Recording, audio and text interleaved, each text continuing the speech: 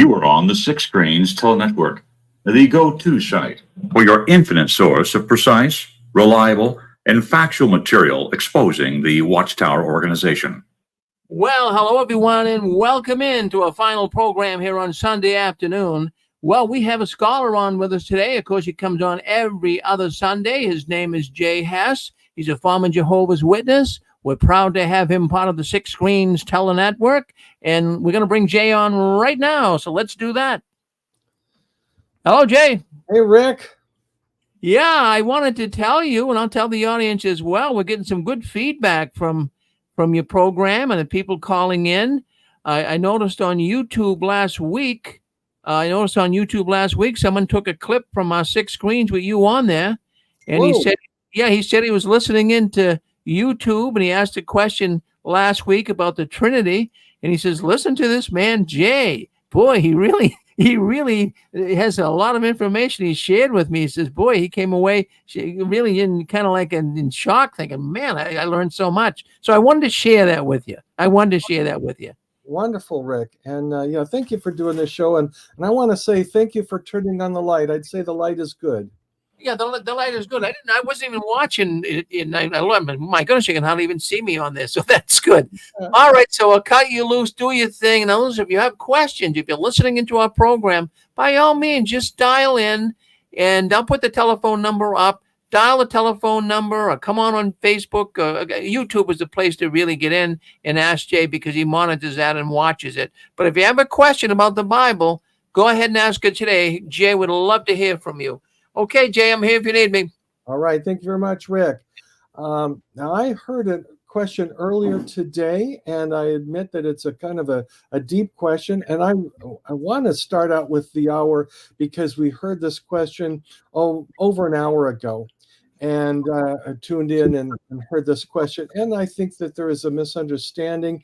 And I really think I would like to clear it up. Now, I am Jay Hess. I was formerly one of Jehovah's Witnesses up until about the age of 40, just before I turned 40. I was raised in it.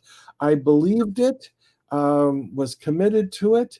And then I was invited to work with the writing department at 25 Columbia Heights. I didn't live there, but I was invited to get involved with the research department and then the writing department. And through that research I was asked to pursue examining the doctrine of the Trinity, which Rick mentioned earlier, and found out that the Bible does teach, at least in the New Testament Greek, that Jesus should be worshipped. And I knew that Watchtower didn't talk much about it at that time. That was in the 1980s. And I came to the conclusion that Jesus should be worshipped, as the Watchtower used to do up until the late 1940s, especially in their charter, their business charter that was filed in Pennsylvania.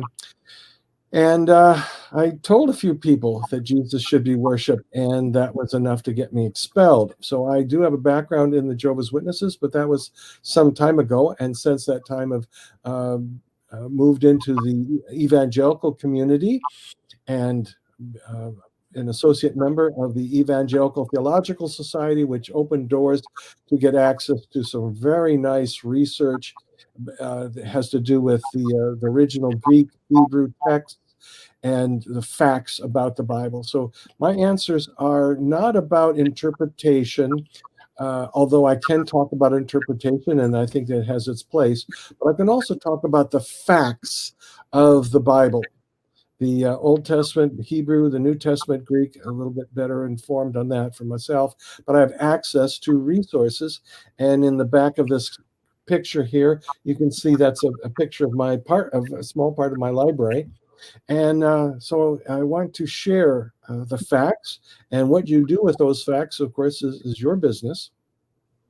But I do think that it's nice to know, and I want to do for others what I wish someone could have done for me when I was as one of Jehovah's Witnesses, is that giving the facts.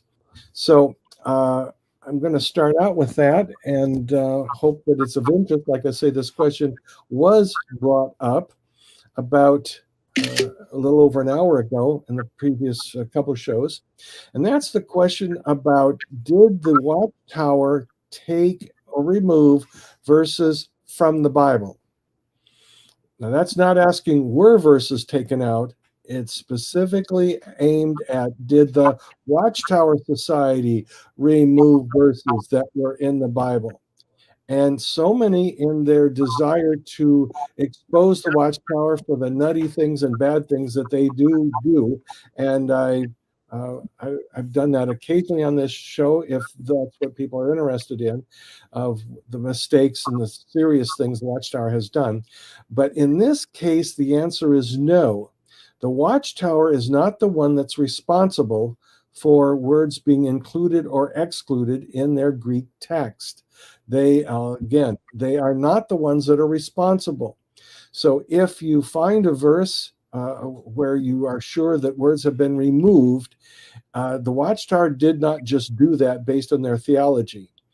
They have mistranslated words based on their bias and their agenda. Oh, yes, they have mistranslated and twisted verses. But as far as taking Greek words out or adding them in, no, they are not the ones that are responsible for that. And so the specific question was the end of John chapter 7 and into John chapter 8, the story of the woman caught in adultery. And that's been asked on it may have been the last show or the show 2 weeks before. That specific question was brought up by our friend Brian, who calls in from time to time. Very thankful. And there we answered that question, which is that no, the Watchtower is not responsible for that, but rather the Greek text that they chose to use, which was probably because it was they were able to access the copyright for that Greek text. And that Greek text does not have those words in it. And the reason those words are not there, John chapter 8, there's other places, so many places in the Old and New Testament, that there are words that are different. Different from what? Different from the King James, because that is a kind of standard that many people are thinking of, that they compare with the King James. Well, if you're comparing with the King James, there are a lot of passages that are different. Some of them have consequences. Some of them have no consequences just because the words are different. But the John chapter 8 is famous because it's a large section of John chapter 8, first several verses. And why are they missing? And sadly, it takes, Christians may have difficulty finding it, or they read only the King James, or they're not reading translations that have footnotes that explain that. Well, if you research it, that you'll find out. Now, I've got some books off of this shelf. This is, of course, just a picture, but I've got some books here, and I'm going to show you the books. This is the Greek New Testament by the Tyndale House Publishers, Tyndale House, Cambridge, and it has, we'll have footnotes on why those words are typically considered by scholars to never have been in the scriptures. They weren't removed. The thought is, by many scholars, is that those words were never there. They were not in the oldest Greek New Testament manuscripts. And you say, well, wait a minute. Of course they're there, because the numbering goes to the end of chapter 7 and then chapter 8, starting at verse 12. No, that numbering wasn't there when the New Testament was written. It wasn't there for 1,000 years until, and I don't know the year, but numbers were added. Well, it would have been, 1300, 1400, when the scholars got a hold of some Greek manuscripts, which were largely Byzantine texts, and they put it into the King James. Was that the 1611 was when it came to print. So about that time would have been when they added the numbers. And I can't remember the exact. Did they add the numbers after it was published in 1611? Maybe so. But it was about that time that the numbering was added. And they added it to the text that they had. And if you research what's called the Textus Receptus, that Greek text, which was New Testament only, and they produced it. It was in Greek, then later translated, and numbering was added. They added the numbers for that text. But they had only a handful of manuscripts to do that work. And those, I say manuscripts, don't think that means 12 Bibles. No. Sometimes it was just one book or a couple books of the New Testament. So it was not even 12 full books of the New Testament. And they, Erasmus, the Catholic monk, put these things together as best as he could, appreciate his effort, appreciate the concern and the desire, especially considering that this led to the Protestant Reformation. And finally, the average, if you could read Greek, you had access to an actual Greek text. Very thankful for that.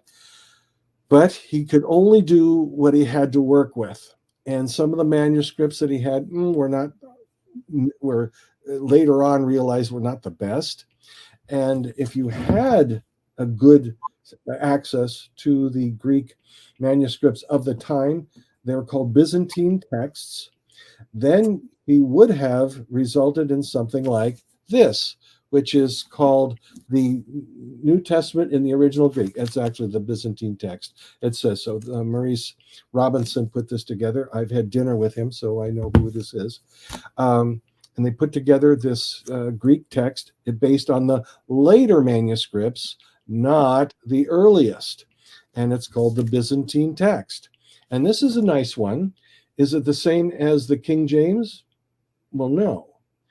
This is actually not a translation, so it's going to be in Greek, and the King James is English. But it's not even the same as the Greek text for the King James, which is called the Textus Receptus. This is very similar, but it's not the same, because this looks at more Greek manuscripts. Yes, it's from the Byzantine era, from about 1000 AD. So this would be a better sampling and compilation than the King James would be. So this has an advantage over the King James. This has a footnote that says there is a concern with the woman caught in adultery. There's some words that are different there. But if you dig into the oldest manuscripts, which is what I've got here, let me pull out one. All right, this is the Greek New Testament. This is says the 5th edition. This is the 5th edition by the United Bible Society, and it's got just the Greek text. There's really no English, not in the Bible part of it, but it's got footnotes that tell you the problems with such a thing as the woman caught in adultery in John chapter 8, that it is largely not in the oldest manuscripts. So you can't look at the numbering that was added 1,000 years later to tell you whether or not the verse was there. Well, the Watchtower used a manuscript in this style, not this one, but in this style, which was done by an older set of scholars by the name of Westcott and Hort. They were not Jehovah's Witnesses, and they were just doing their best to compile the manuscripts they had access to at that time. They did their best. Fine job. Over time, we found that it could be improved, but they did their best, and those words were not in the oldest manuscripts that they had. And so thus, you're missing that story of the woman caught in adultery. Has nothing to do with the Watchtower, has nothing to do with Jehovah's Witnesses. Any modern Bible that's not of the King James style will have notes that say or comment on John chapter 8, the woman caught in adultery, and why it is considered not likely there. It was never there. And then, but why do the numbers show a gap?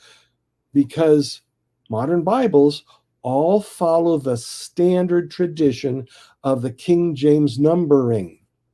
So sometimes the numbers will shift because the Greek text that they're working off do not match the Textus Receptus from that time frame when it was done before the King James was actually translated, but it was the Greek text of that time, the Textus Receptus.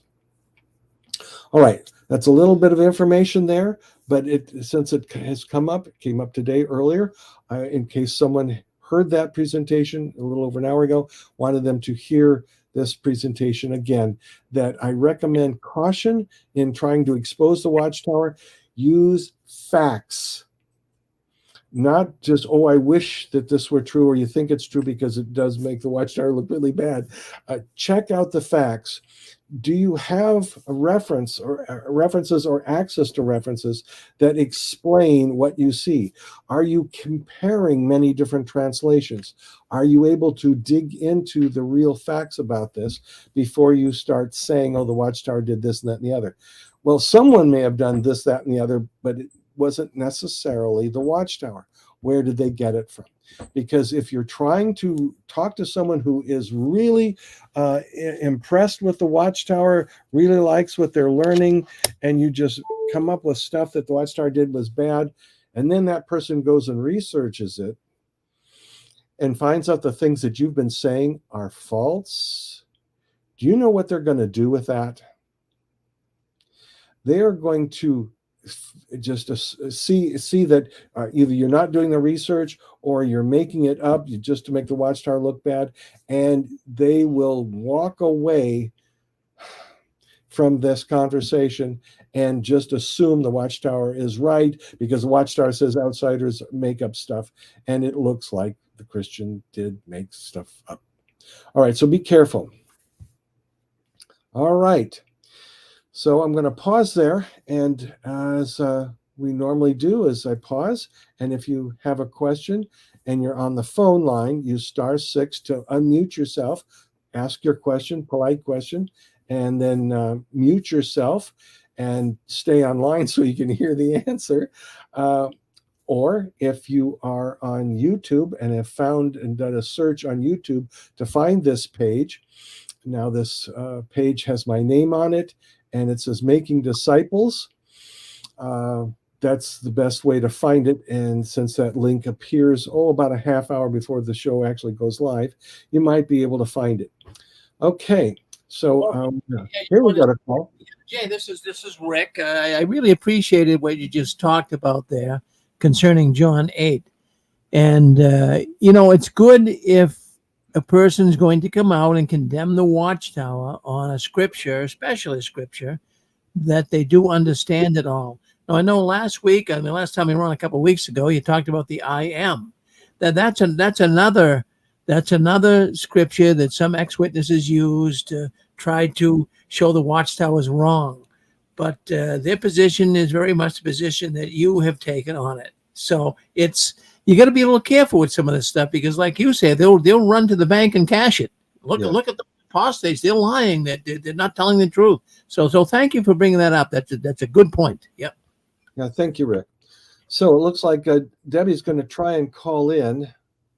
So if she comes online, she may call on the line and get through.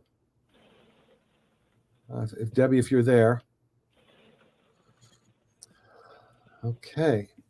Well, I have a whole slew of questions from last week or 2 weeks ago and then before that. So I'm going to tackle some simple, short ones, I think, here. Some of them are long, but some are short. Here's a question someone asked previous time. It says, was 1975 really supposed to be 2025? And we're supposed to stay alive till 2025?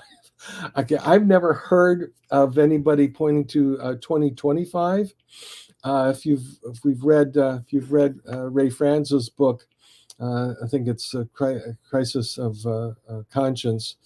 I don't think it was in Search of Christian Freedom. I think it was Crisis of Conscience. He talks about how the governing body was wondering what to do about 1914, and because 1975 came and went, and the world didn't end. So they were considering, what shall we do? Shall we change 1914 and up that to maybe 1948 when Israel became a state? And that would give them at least another couple of decades to so that they don't look silly. So I honestly don't know if there was anybody that wanted 2025. So I'll just mention that if someone knows about 2025, will call in and let me know. All right. Hey, I got a question real quick. Yes. My question is, it's not even really about the 2025, but you saying that kind of made me think about this one thing that I came across. So, like, what is your thoughts on, like, you see people that do, like, the Bible code and stuff like that. Some of it's pretty interesting. Some of it seems like it's not really accurate, but some of the things that people have kind of uncovered through Bible code seems to be kind of legit to me. The only reason I say that is because one of the connections I made was, Abraham, who was the father of nations. He was born in the year, I think, 1948 BCE. So the interesting thing about that was 1948, our time, was when Israel became a state, and the Hebrew people, Jewish people rather, they don't use the same type of calendar as what we use. So their calendar for 1948 was the year 5708. So the interesting part about that is the 5708th verse of their Bible, I guess the Torah, lands you directly on Deuteronomy chapter 30, verse 5. And that basically was, God saying that I'm going to make my people re-inhabit the land that their forefathers inhabited, and they'll be more plentiful than they were. So it's like, that was like one thing I came across, and I thought it was pretty interesting because, it said, I think it was in Psalms somewhere, that a man's life is, 75 or 85 if he has extra strength. Or I think it was 75 or 80, something like that. And if you add 75 years to 1948, you land right in 2023. And I forget who it was. I guess it was Abraham. Wasn't he like 75 when he got his, first mission or whatever from God to go travel into like a distant land? So it's like, I don't know. It's like, there seems like some kind of connection that I'm not really like seeing, but I thought it was interesting that the 1948 and Abraham was father of nations, and the Hebrew calendar lines exactly up with Deuteronomy 30 verse 5. I thought that was pretty, coincidence. Yeah, there are a lot of coincidences in the Bible, but some of them have no real validity. I'm going to do one best I can. It's been years since I've remember it. But of course, the King James was translated in 1611, and I'm trying to remember how old was Shakespeare in 1611. I think he was 43, if I remember right. And I heard Shakespeare wasn't even like a real person. Okay, well, let's go with this story. Whether Shakespeare, I do believe Shakespeare was real, but let's talk about these coincidences. And the coincidences, when you look at it, are really just coincidences. There's just in a large book like the Bible, there can be lots of coincidences, and you start searching things, and you keep trying, and some coincidences don't turn out, but you keep looking and something can eventually pop up. And the one I heard was, if I'm trying to remember if Shakespeare was 43 in the year 1611, whatever that number was, let's go with this because my memory is not exactly right. But you go to the 43rd Psalm and the 43rd word, but you have to do it only in the King James. And the 43rd word from the beginning of it is the word shake.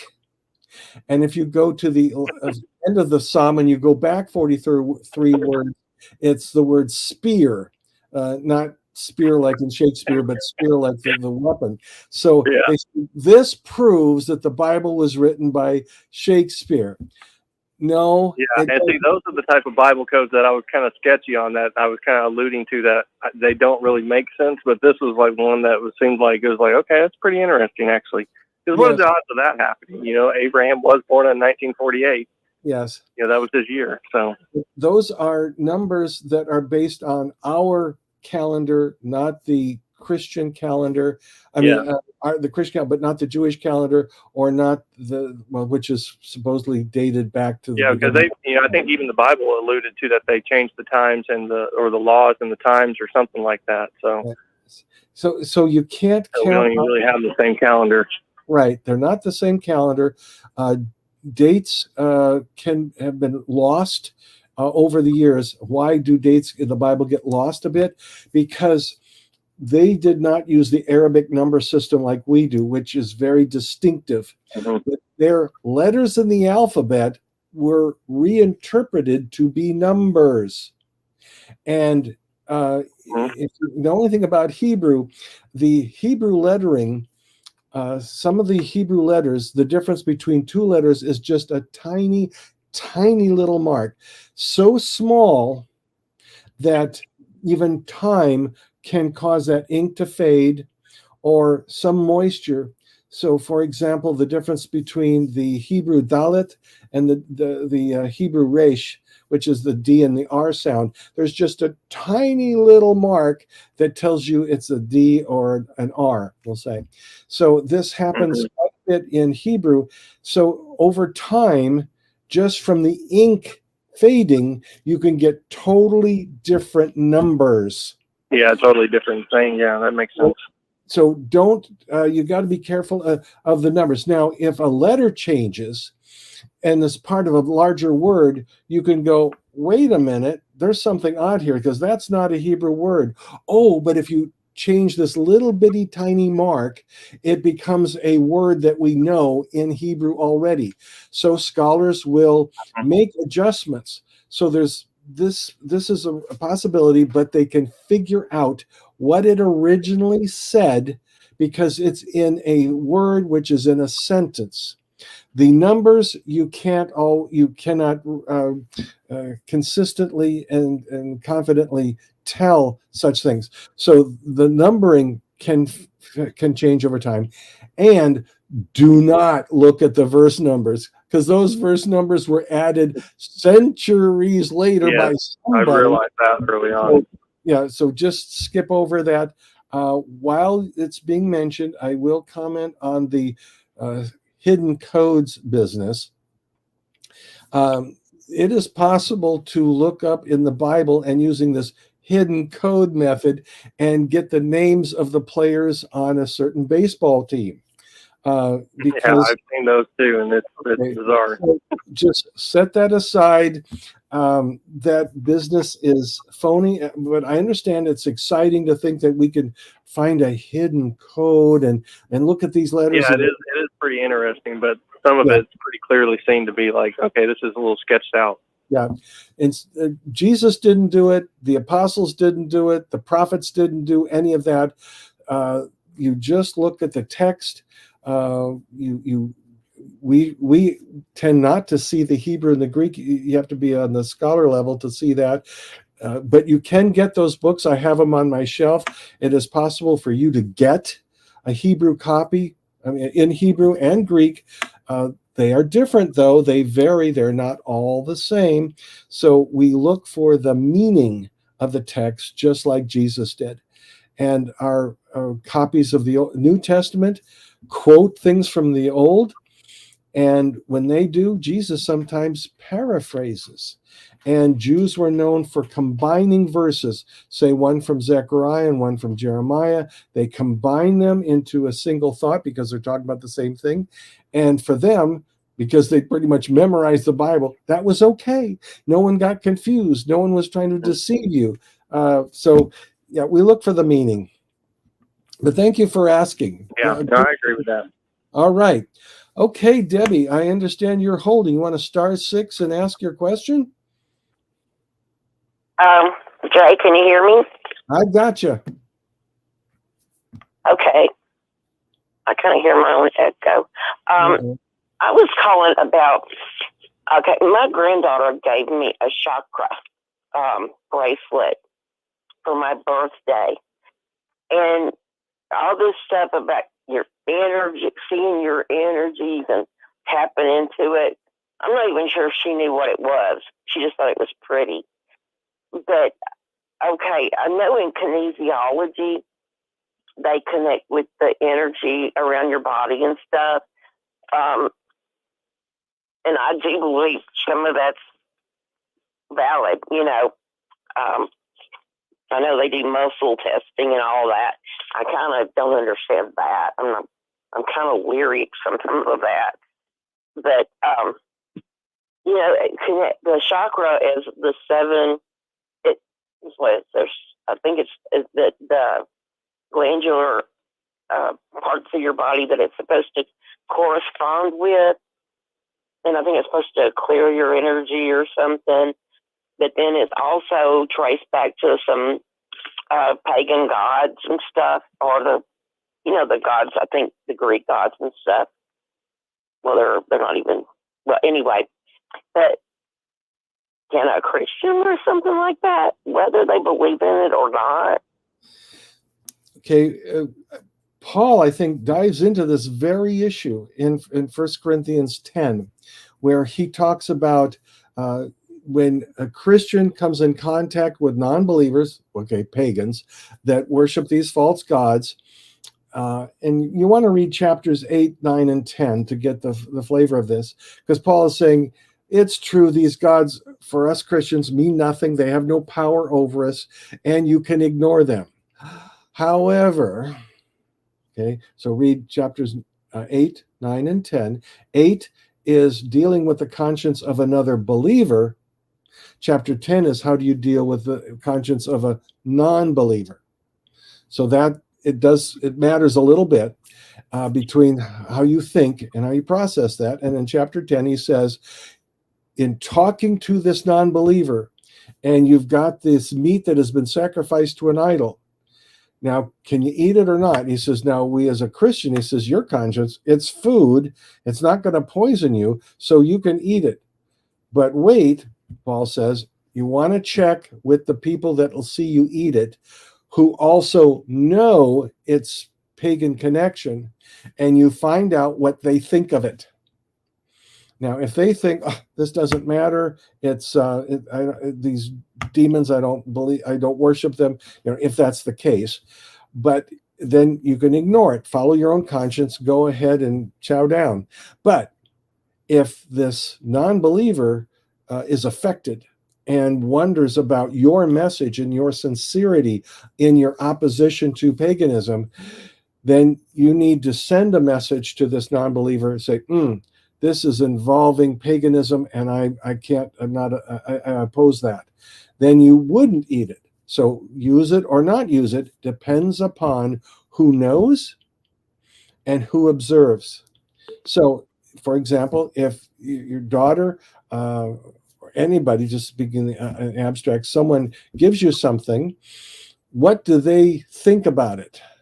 Now, if they say, well, I saw this pretty piece of jewelry at a used store, and I thought it was pretty. And you may know it as there's something funny going on, that it does have a religious connection. Well, if they give it as a gift, when you're with them and they don't know any connection to paganism, they don't care, you could wear it out of respect for their wanting to be having a relationship, and you wear it and it looks pretty.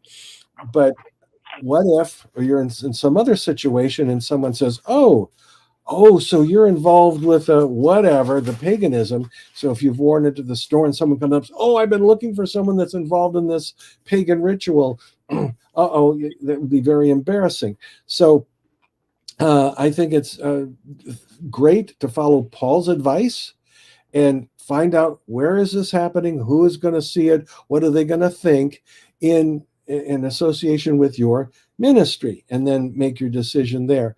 But otherwise, anything you own could have some kind of pagan meaning to some pagan somewhere on the planet in the last 500 years, say. Does that mean anything that might kind of sort of look like something that a pagan believes in we have to avoid? No. The question is, does it have a pagan connection in somebody's mind? Do you expect that will happen in the community where you live, and it will happen often enough that it will detract from your ministry? If so, then do you really need it? But as I said, if it's with a close friend, a family member, and nobody here sees any connection with paganism, and they're not going to think of it, then what's the problem? That would be my advice. And again, based on Paul's advice in 1 Corinthians 10. Okay. Well, it was my granddaughter that gave it to me. Okay. And she just said it. I asked her what it was because she said it was a chakra bracelet, but you wear it on your right arm for it to supposedly help the energy in your body. And I know a lot of people like wear copper bracelets or like friend bracelets, and I mean, I didn't even know what it meant when a chakra. When she told me, she just said it had something to do with the energy in your body. That's her only explanation. Okay. And she doesn't really know anything about religion, even though she's grown. They were never taught anything in particular. My daughter left that open for her kids to decide when they got old enough to choose. And I don't know. I just wasn't sure. I didn't wear it. I didn't wear it because I just wasn't 100% sure. But all Christians adhere to a lot of pagan practices. You know, even a white wedding dress, the veil, the flowers, all of it has a pagan, background where it came from. It's all coming from paganism. But pretty much most things did in the world because we didn't have Christianity. Yeah. You know, I mean, paganism, I think, came before Christianity other than the Jews, but then they turned away, from Jesus. But, okay, well, I'm still not 100% sure. But I know the kinesiology thing is really big now, and the energy thing. Yeah. Well, I would ask. I appreciate your explanation, though. Yeah. Ask that granddaughter I'm not sure what a chakra is. I don't know that I have one. If I don't believe in it, is that okay with you? And you could simply ask that. Things like the wedding dress. I don't know anybody in a Christian wedding that goes, oh yes, I know what where those white gowns come from, or the ring around the finger. And I used to be a pagan person myself. I've never heard that actually occurs. People today do stuff and they don't believe there's any pagan connection. Well, like in 1 Corinthians 10, what does Paul say? You don't need to worry about those things. And if they are not seeing that pagan connection and that it's current and real, well, then don't worry about it. But if it's current, if there is someone that says, oh, wait a minute, I know what that symbol is. That's a satanic symbol. And, I know what that is. And they're concerned about it. Well, then you wouldn't. So ask the people that are there, and how current is this? How well known is this issue that it would affect somebody that looks at it and says, oh, so you're a believer in this stuff. Well, then shy away. I would say shy away from that. But follow your conscience. It's not. There is one thing that I figured I could wear it. Everybody wears it on their right arm. And I just thought, well, if I put it on the left arm, nobody will pay any attention to it anyway. That's right. That's right. Okay. Well, thanks. Sure. All right. Thanks. All right, Debbie. Thank you. Bye. Bye. Bye. All right. So pause there to see if anybody else wants to call in or type in something. And we got a comment about in the year 2025 or 2525. I think that's what the date was in the song. But no, that date is not in the Bible that I know of. All right. So if someone has a question, you just call in, unmute yourself with *6 and say, hey, Jay, I got a question. Can I ask you a question? Yes. Yes, I can do you. Hi. You've been actually talking about John 8 chapter, and I'm still curious what's the deal with the chapter, because I actually have the New World Translation of the Holy Scriptures from the 2007 or 1980 around like the old one, not the new version that they recently announced. And it's actually, I have a table version, like a big one. And it actually has the 53 and 801 till the 12, till 11, the verses. But the newest version, in the small version of the New World Translation, they don't have such verses. They just have a note that it should be there, but it's not actually there. So what's the deal with that place of the Bible? Is it not actually a comfortable, a good place for Jehovah's Witnesses, or is it actually supposed to be there? What's the main point of the place? Right, and that's what I was trying to address earlier. The reason that it's not in the Watchtower's Bible is the same reason why it's not in most Bibles. Most Bibles, when you go to John chapter 8, now again, I'm not talking about the King James, I'm not talking about the New King James, I'm talking about the typical Bible that's from what's called the eclectic Greek texts, which are the older manuscripts. If they have footnotes, if they don't have footnotes, then you may not see it. But if it's a Bible that tells you about what's in the text, they will usually put in a footnote that John chapter 8, the first few verses, are not there. Hopefully the footnote will explain it. Then in the oldest Greek manuscripts, those Greek words were not there. And of course, there was no chapter numbering, no verse numbering, because those numbers did not appear until towards the 1500s. I'm trying to remember what year it was that they first added the numbering. But the Watchtower just took the Greek text that they were handed, that they had rights to work with, and it was a popular manuscript or edited text of the time, and those Greek words are not there in that text that they were handed. The Watchtower did not change anything. They had no reason to change it. They were just following the Greek text that they obtained the rights to use from these other non-witness scholars. I don't know if I answered your question, but it has nothing to do with Watchtower beliefs or doctrines or theology. And it's the same type of manuscript that most modern translations use today.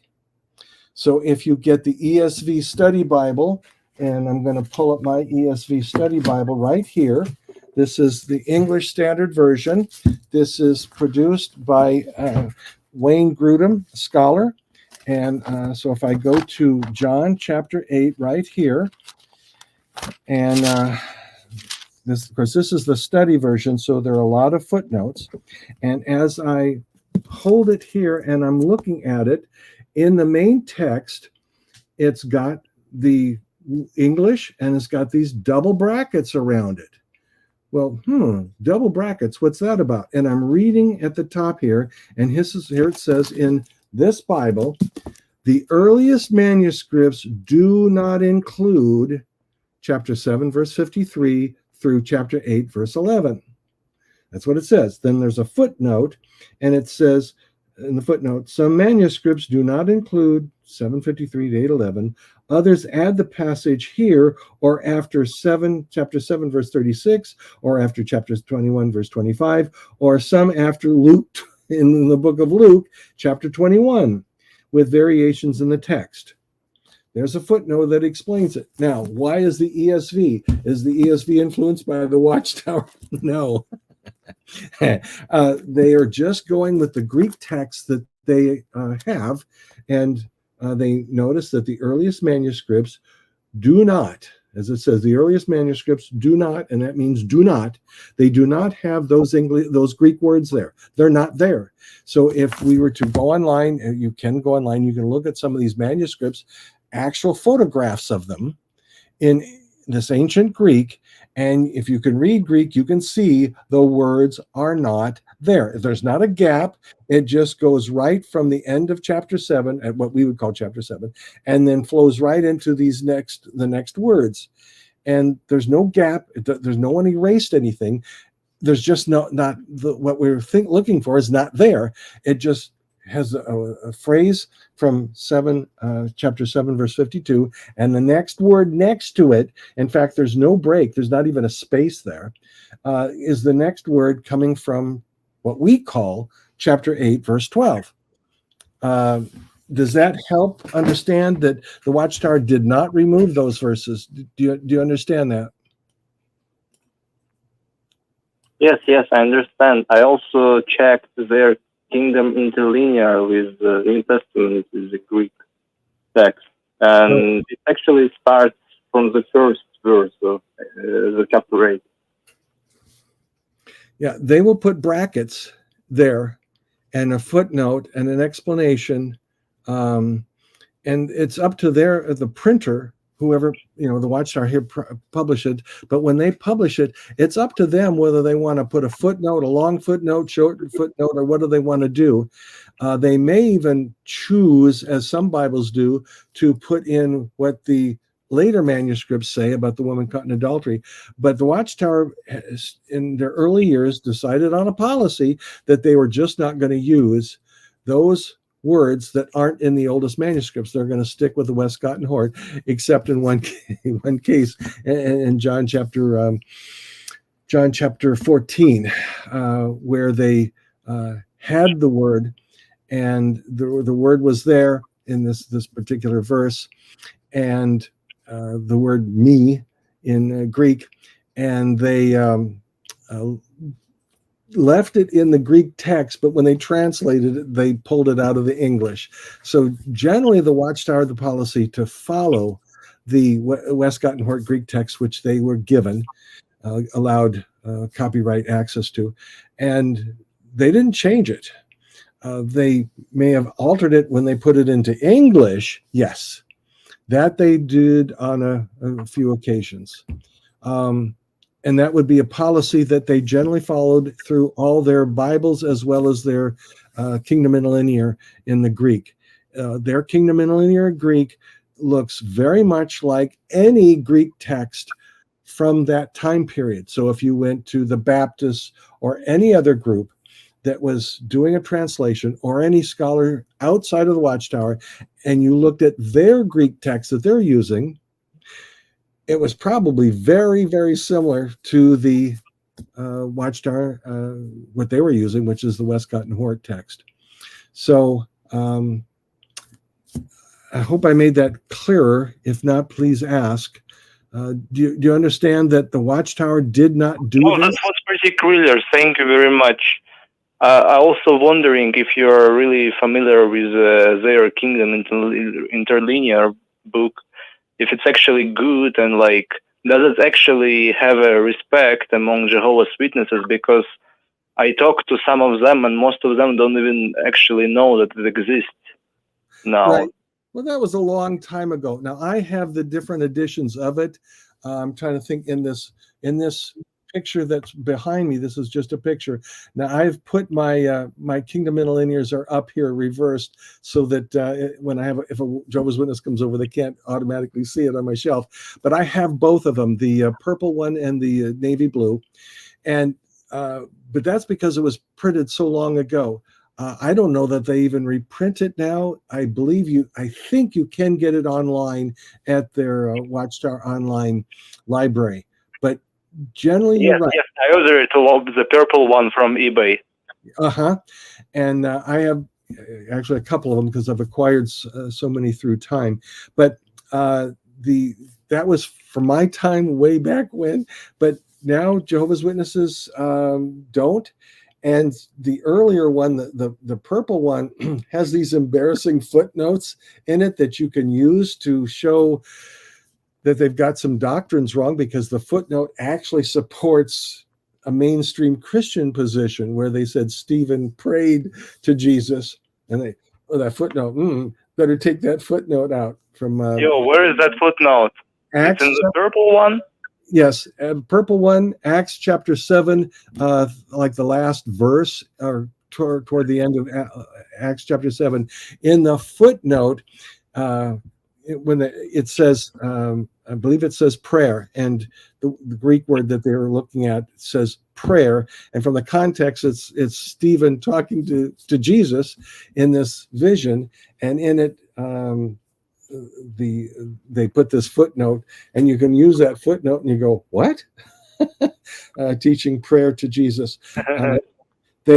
Their footnotes betray them. So once they realize what they've done, then the later edition, as I recall, the navy blue edition, they remove those footnotes and change them. As I'm best I remember, that's the case, and they change those footnotes because they're so embarrassing. Oh, it means that actually the purple edition is better. Because what I found on the internet, they sell the oldest version, like from the 1995. They sell it much more expensive, like for $100. But the purple one, they sell it around $50. Let me check. I'm going to get it. Even though it's older. Yeah.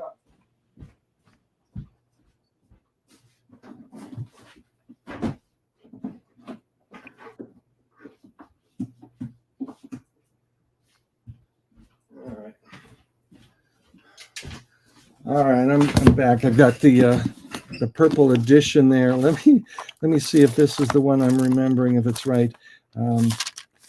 End of Acts chapter 7, just to be sure. Okay, Acts chapter 7. Let's see. I'm not seeing it, so I may have. It may be. Maybe the dark one. Let me check this is the navy blue one. Let me see. Thought for sure it was one of these. Yes. Okay. In this case, it is the navy blue one. At Acts 7:59, the English says, Stephen, as he made appeal and said, Lord Jesus. The footnote at the bottom says, or invocation or prayer. So that's the navy blue edition, like there. That one is the one that is useful for that footnote. If you're trying to make the case that the Bible teaches that Stephen prayed to Jesus, then this footnote, they get caught. So Actually the 1985 version has that. Right. The newest version, right? Yes, the newer version, 1985 edition at Acts 7:59. Footnote has. That's funny because they tried to improve it and they actually really improved it. They made it worse for them. They made it better. No, they made it way better. But that's how God works. He makes their own foolishness, and they don't even know what they're doing. Right. Yep. Are you selling blue version? Do you have additional copies? Do you have additional copies of the blue That's version? A question. I might. I have all my books packed away. It's possible. So if you you can contact me. Of course, you're on the phone.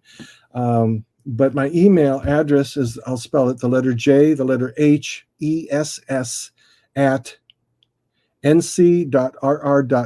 I'm going to put it in the text here in the YouTube, if it will allow me. I don't know if sometimes there's certain settings in the YouTube that will not allow. Right. Okay. That's fine. But YouTube says, no, you can't post email addresses, and that's fine. But I gave it audibly. So you write that down, give me, send me an email, and I will look when I can and see if I've got it here and an extra. And since you asked, just tell me that we had this conversation in your email, and we'll do it. I'll see if I've got it. See if I can get your copy. I'll see. No promises. All right. Yeah, thank you. Yes. Okay. Let's see if there are any questions here on live YouTube, and I don't see anything there. So we still have some time, and I'm trying to make progress from previous weeks. So I'm going to answer some more questions. All right. Previous week, one person asked this: is it accurate to say that Jesus was about love, but Yahweh was about force and killing innocent lives? I've heard that, of course, and no, that's not quite the way to put it. Jesus was here for 3.5 years, and in that time, he emphasized the Old Testament law in Leviticus 19 about loving your neighbor as yourself. He said that was the number 2 commandment. Now, who wrote that commandment? Well, according to the Old Testament, Yahweh God communicated that law to Moses. And God repeatedly said that it was his steadfast love, depending on how you translate it, the Hebrew chesed, which is a covenantal form of love, which is God promises to love. And just because the receiver, the believer,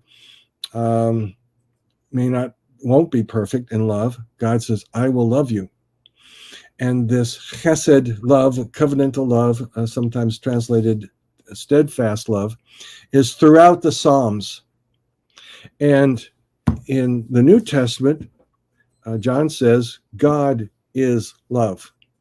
So the Bible throughout, Old Testament, New Testament, says God is love.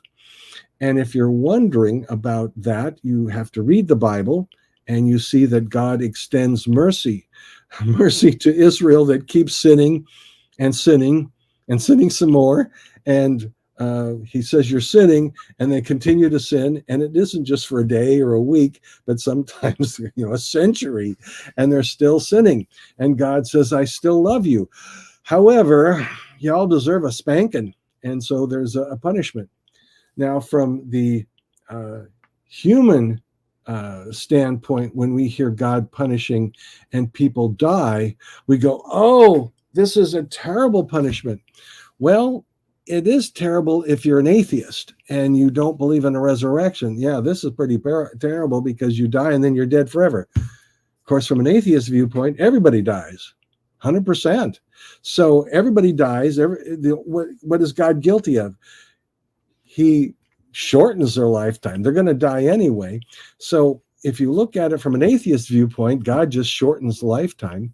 But if you look from the believer's view, the Christian view, God just relocates you, that you die and your spirit or soul goes to Sheol, Hades, and waits. God just forcibly relocates you a little bit earlier than you would have otherwise. So this idea that God is about killing, he's about blessing people, but if there's evil people that get in the way, he takes them to Sheol just earlier than they would have otherwise. It's not about killing innocent people. Do innocent people die? Innocent people die all the time. Innocent people have been dying ever since Adam and Eve walked out of the garden. And I say innocent, they're innocent of the terrible crimes, but everybody that descended from Adam and Eve is imperfect. Every one of them is finite, everyone is uninformed, and everyone will do stupid things that will kill you. You put a plant that has poison in it, eventually some hungry person who doesn't know different will eat it and die because there's poisonous things on planet Earth. Things that we're not supposed to eat. So God, Yahweh, is not about killing people. People die. God is about ranging for the resurrection. He promises that someone would come and crush the devil who had the power of sin, that someone would come, this would be the Messiah, and gradually revealed that God had a plan for resurrecting people. So we have a God who forgives. Even stupid people, even evil people, they will be resurrected and then face judgment. Jesus, if you're saying, well, Jesus never talked about that. Oh, yeah, he did. Jesus didn't generally talk about how Judgment Day would go, but he did mention that there was a Judgment Day and that he would be the judge. In John chapter 5, he mentions he will be the judge. He doesn't go into detail there, but he does say in John chapter 5 that some will be resurrected to a resurrection of judgment. Oh, so Jesus does talk about judgment and people facing an everlasting punishment. Yeah, he does. Are they all innocent? Actually, none of them are truly innocent because every one of them is finite and stupid. We do stupid stuff. And because of that, we do things unintentionally. But God has got a solution for those who unintentionally do wrong. And that is mentioned in Romans 5, that God does not, that's my understanding of this verse in Romans chapter 5, around about verse 12, that he does not hold people accountable if they're ignorant of the law or God's law. That's repeated in Acts 17. Paul repeats that in Acts 17, that God overlooks ignorance and has provided the way that we can be forgiven even for our ignorant sins done in ignorance. What an awesome God we serve. And that anyone who is a seeker and has access to the Bible and biblical things and access to things that tell of God's glory, you have an opportunity to grow as a seeker, to find out what God has said and what he will do for about Judgment Day and the wicked. And you can prepare for that and put your faith in Jesus for what amount that you know of Jesus, and have faith that on Judgment Day, this will all get sorted out and you will be fine. And know that there is a kingdom coming and relief from this wicked world that we are in. Okay. Well, we're a little bit over 6 o'clock. We will be keeping Beverly in prayers because of illness in the home. Won't go into details here because this gets recorded, and for who knows how long, would just say that this is a reminder to those on the show that our sister Beverly, and there's illness in the home, that it's nice to keep her in prayer. Let's see. I think that's all that we have here. All the other questions. Jay, we do have one more question. We do have a 501. Did you want to come in 501? Go ahead. Yeah, I was gonna just ask, like, one thing. What you were saying was making me think of that about, so I was thinking like James 2. It seems like a lot of people get like this. Some people will take it one way. Some people take it a totally, different way. Like just the James 2, like faith without works is dead. And I kind of had like, just from my readings, studying the scripture, just kind of like what I feel like the Spirit was trying to show me. It seemed like, it's like Abraham. It says Abraham was justified by his faith, not by his works. But, it seems like, when Jesus said that he who seeks to save his life will lose it, but he who loses his life for my name's sake will find it.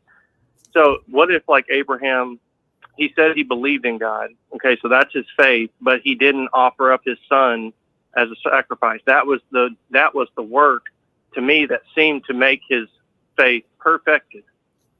So it's like, how do you feel about people that just go around town saying, "Oh yeah, I believe," but yet if they're faced with any kind of persecution, then they shrink back? Or like just taking it to an extreme level, like let's say you're in like the Great Tribulation time or whatever, and you're about to get beheaded or something like that, or if you don't denounce Christ.